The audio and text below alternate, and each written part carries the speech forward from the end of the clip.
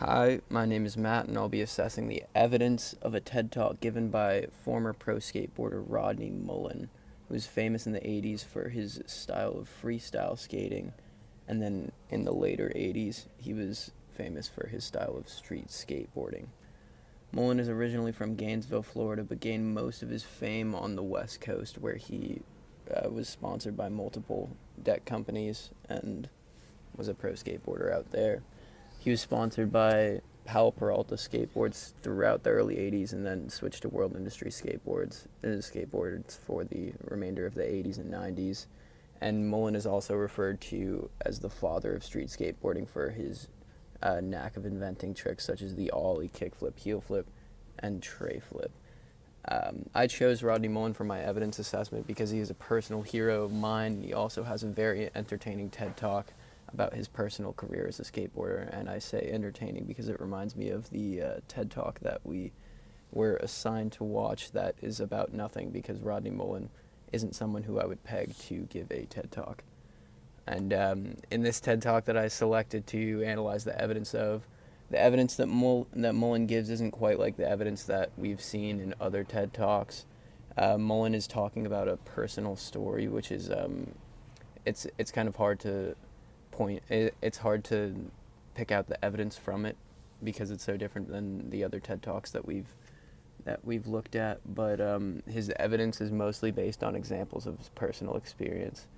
An example of this evidence would be when Mullen is talking about a sense of collaboration in his success.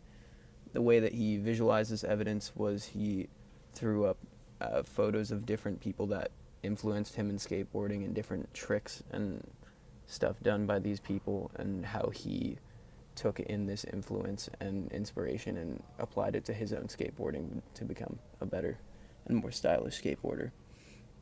And while this evidence definitely adds validity to Mullen's story, it might not be as applicable as evidence in other forms. An example of hard evidence that I like is a TED Talk that was given by Al Gore in 2016 about the optimism of climate change. I chose to compare this video to Mullen's video because of the complete contrast of the two forms of evidence, and how they're different is Al Gore's speech is highly based on factual evidence, which is just graphs and numbers and such that points to there being optimism about global warming.